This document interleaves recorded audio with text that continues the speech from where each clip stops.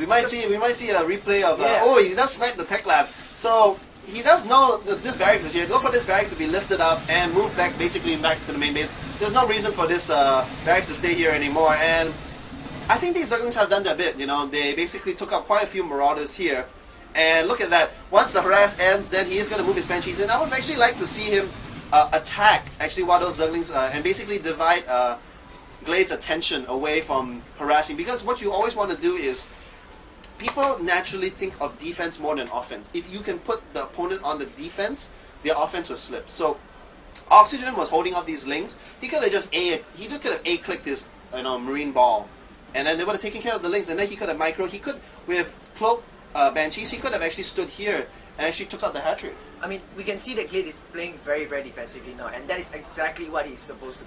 I mean, not supposed to be doing, but that's exactly what he should do, because he knows that Oxygen is way behind in income. If he's able to get Oxygen to just ram in units into him, and he's able to defend all those early aggression from Oxygen, he will just win on the macro wall. But till now, we do see upgraded Banelings. Roly-poly is coming out. Glade should be able to take out that infantry ball quite easily. It's gonna come down to what we saw in BlizzCon. Not BlizzCon, in Blizzard's Invitational. This is Oxygen's favorite fighting force, a mixed MM ball with some Hellions, some Vikings, and some Banshees. It's gonna come down to the placement of these Banelings. The Banelings, look at all the Marauders in the front. The Banelings cannot move forward wisely, and all the Banelings explode. And they kill 0 Marines. All the Marines are at the back right here, and this is a wonderful victory for Oxygen. He lost like 4 Marauders from the front, but backing up into this choke and then letting all his Marauders sit here and all the Banelings couldn't do anything. Looking at the armies tab, 450 over 2,000.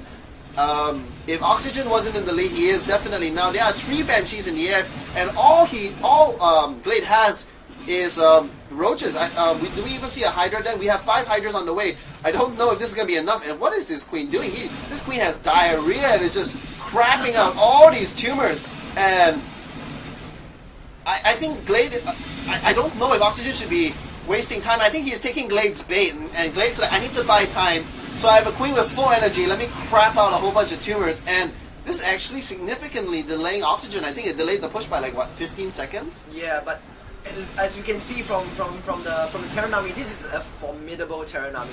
There are tanks, there are Hellions. 2004 versus 1002. Yeah, I mean, Glade opted to go for Hydralisk instead of the usual Muta Baneling strat that most Zerg would use. I don't know if this will work out, because Hydras are extremely ineffective against Terrans, just because of the amount of damage that the siege tanks does to the Hydras. Well, the thing is remember, this is patch 1.1, so a siege tank used to 2-shot a Hydra because it used to do 50 damage. Now that the tanks only do 35 damage because a Hydra is light. So it now takes 3 shots to kill a Hydra. That may not seem like much, but trust me, like this Hydra with this roach with 18 health does as much damage as a full health. And here we go, the roly-polies are coming in. This time they are going to land among the Marines. The Marines all fall, and there's only Marauders left. And look at that, a beautiful surround on this tank. This tank didn't even get a single shot because it was on move. And Glade holds. Glade holds. Looking on the armies tab now, Glade is ahead. And wow, did he even get a 3rd base while he was under siege? He got a 3rd base while he was under siege? Yeah, but unfortunately he was sniped off there by the Banshee. But I don't know if you did know. This drone sponsor like, hey, where did everything go? Where's everybody? It's alright, I'll just make it.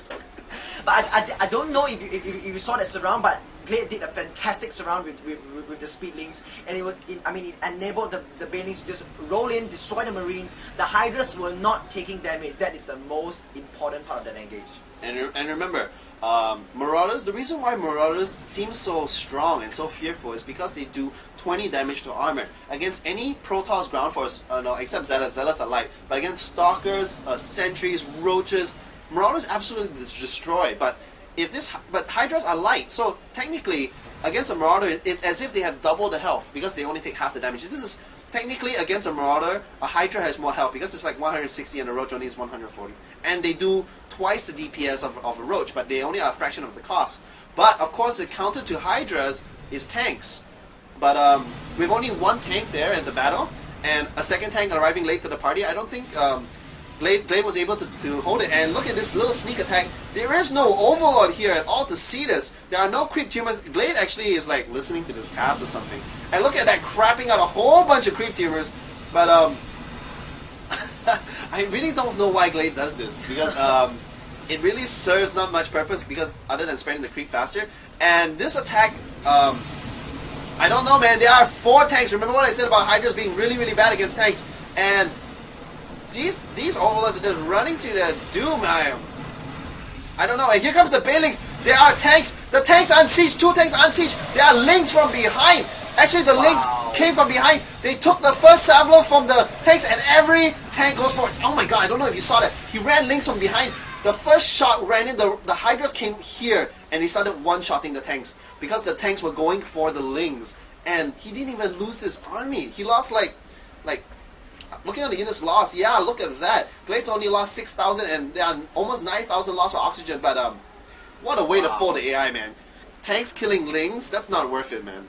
I mean, Glade is playing like a perfect game now, even with Hydras, because as you guys know, Hydras are not so effective against. They're terrible against Terrans, but you know, he's making it work. This is the diarrhea queen right here.